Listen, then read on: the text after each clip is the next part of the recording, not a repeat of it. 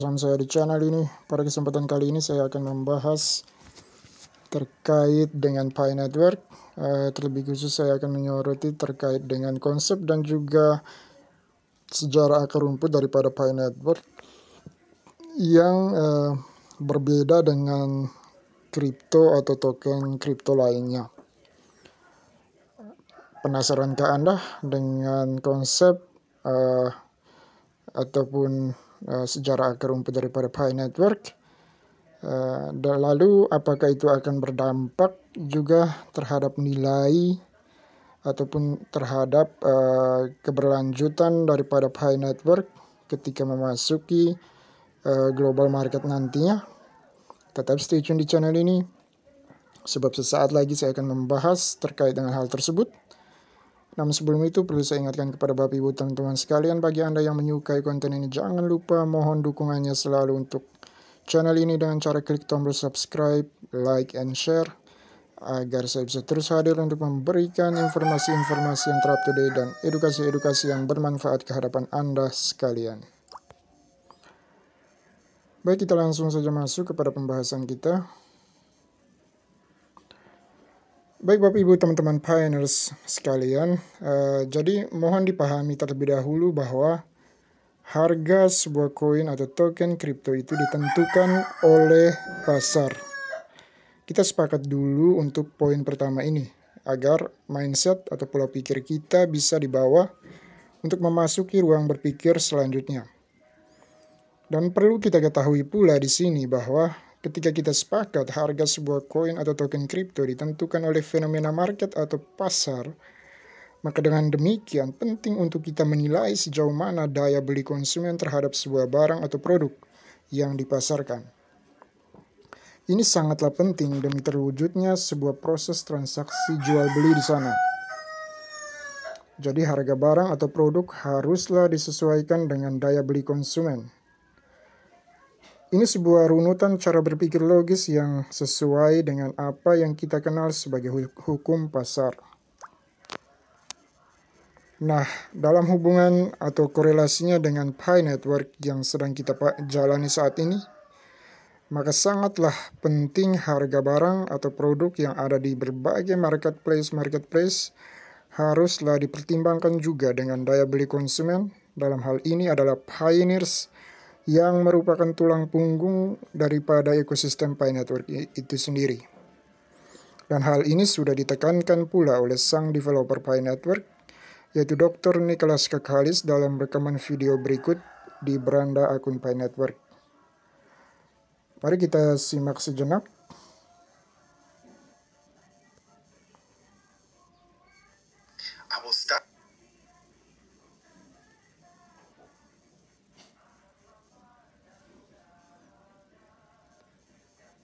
Mohon bersabar ya. Blockchain development accessible to as many people as possible. The Pi community is absolutely the backbone of Pi Network. Ya. Jadi sangat jelas ya Bapak Ibu teman-teman sekalian ditekankan oleh sang developer bahwa the Pi Network community is the backbone of Pi Network. Jadi komunitas Pi Network itu merupakan tulang punggung dari Pi Network itu sendiri. Nah, jadi misalkan harga sebuah barang di kisaran 100.000 tetapi buying power atau daya beli konsumen atau pioneer hanya berada di kisaran 50.000 saja, maka jelas tidak akan ada transaksi jual beli di sana.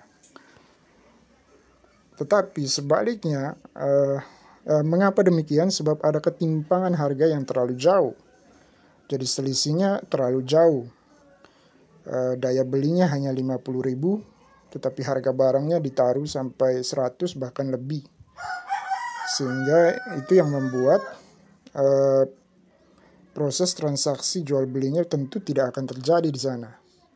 Tetapi sebaliknya, misalkan harga barang berada di kisaran 105 atau 110.000 dan daya beli konsumen berada di kisaran 100 ribuan, maka kemungkinan akan ada transaksi tawar-menawar jual beli di sana. Karena adanya keseimbangan antara harga barang dan daya beli. Kalaupun selisih, maka selisihnya tidak terlalu jauh. Digit atau interval jarak harganya itu tidak terlalu jauh. Maka itu bisa terjadi memungkinkan adanya transaksi tawar-menawar jual beli di sana.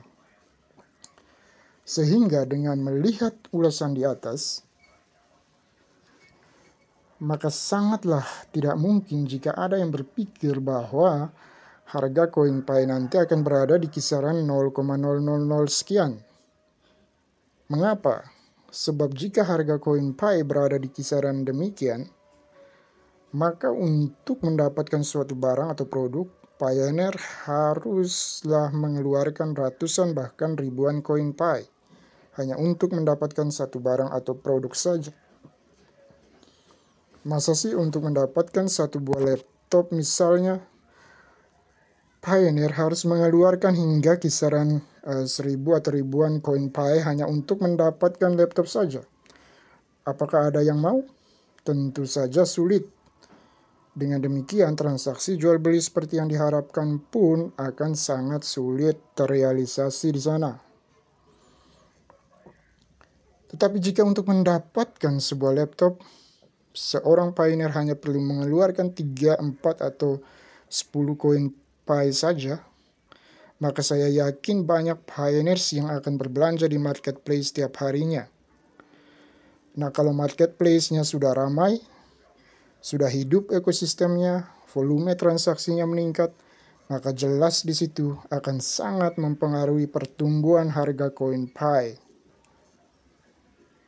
Jadi core team sebenarnya fokus menggodok mutu koin Pi terlebih dahulu di dalam ekosistem yang sudah dibentuknya. Jadi tidak seperti koin atau token lainnya yang setelah dibuat langsung dilepas ke pasar dan global market trust lah yang berbicara di sana.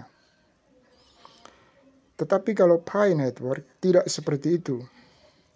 Core team fokus menggodok terlebih dahulu mutu koin Pi di dalam ekosistemnya terlebih dahulu selama periode mainnya tertutup, sampai benar-benar bagus dan matang secara nilai.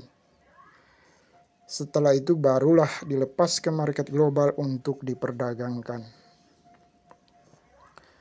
Dan setelah berada di market global, tentu kualitas atau mutu koin Pi sudah tidak perlu diragukan lagi. Sebab secara market trust dan value-nya sudah dimiliki oleh koin Pi selama periode mainnya tertutup. Selama mainnya tertutup, koin Pi sudah memiliki pengguna dan sudah terjadi sirkulasi yang stabil dan matang di dalam ekosistem pasarnya sendiri lewat marketplace yang ada. Sehingga secara kepercayaan atau market trust-nya sudah ada dan sudah memiliki nilai pula.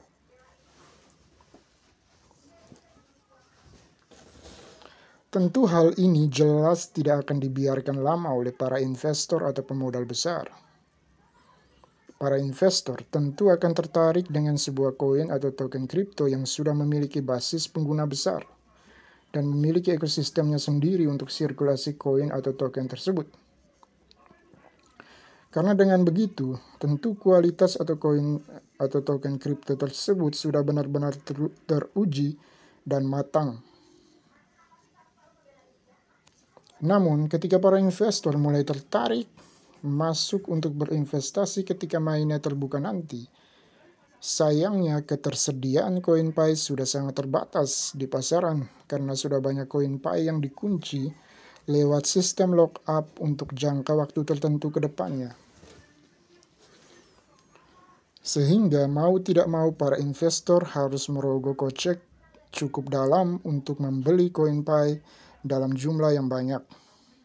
Dengan demikian tentu hal ini juga berdampak pada kenaikan harga koin Pi di market dan sekaligus mengurangi tren klasik Xerox coin atau token yang selama ini seakan menjadi kebiasaan para whale yang mengandalkan kekuatan finansialnya untuk memperkaya dirinya sendiri. Hal itulah yang coba diatasi, diminimalisir oleh sang developer Dr. Nicholas Kakalis lewat Pi Network ini. Karena Pi Network ini dirancang untuk digunakan oleh orang-orang biasa setiap hari, bukan untuk memperkaya para whale atau pemodal besar. Karena selama ini fenomena klasik yang sering kali terjadi adalah bahwa pemodal besar mereka hanya menunggu di pintu keluar saat mainnet. Setelah koin tokennya listing di exchanger, mereka tinggal serok borong koin atau token kripto yang menurut mereka punya potensi pasar cerah di kemudian hari. Sementara yang sudah capek-capek nambang, yang sudah capek-capek merintis proyek dari awal, dengan menambang dari awal ya cuman segitu-gitu aja. Hal inilah yang membuat Pi Network berbeda dengan kripto lainnya secara konsep dan sejarah akar rumput terbentuknya. Perbedaan mencolok yang bisa kita lihat adalah Pi Network membentuk komunitas besar hingga lebih dari 30 juta pengguna di seluruh dunia sebelum mainnet diluncurkan. Yang kedua, Pi Network juga membentuk ekosistemnya sendiri untuk basis sirkulasi penggunaan koin Pi itu sendiri, demi meningkatkan utilitas koin Pi itu sendiri sebelum dilepas ke mainnet terbuka atau sebelum dilepas ke pasar terbuka. Yang ketiga, Pi Network tidak menjalankan ICO atau Initial Coin Offering atau penawaran koin awal seperti kebanyakan koin atau token kripto lain pada umumnya. Pi Network, poin yang berikut, Pi Network menerapkan sistem mainnet yang tidak biasa dilakukan sebelumnya, yaitu sistem mainnet diterapkan ke dalam dua periode mainnet, yaitu periode mainnet tertutup dan periode mainnet terbuka. Jadi sudah sangat jelas ya Bapak Ibu teman-teman sekalian bahwa secara konsep dan sejarah akar rumput terbentuknya saja, koin Pi sudah jelas berbeda dengan koin atau token lainnya. Jadi berbanggalah teman-teman para Piners Pi Network sekalian, sebab kita telah menjadi bagian dari sejarah lahirnya Pi Network. Dan kedepannya kita berharap proyek besar ini akan segera rampung dan bisa berada di market global dan makin dikenal dunia sebagai salah satu kripto besar di dunia. Sebelum mengakhiri, semoga saja. Dan sebelum mengakhiri pertemuan kita, saya juga ingin menekankan bahwa kita lihat bahwa di Pi Network ini sang developernya bisa kita lihat langsung di aplikasi. Jadi kita bisa melihat sang developer daripada Pi Network koin kripto ini muncul di aplikasi nambang yang dibuatnya sendiri. Ini juga merupakan faktor pembeda Pi Network dengan kripto lainnya.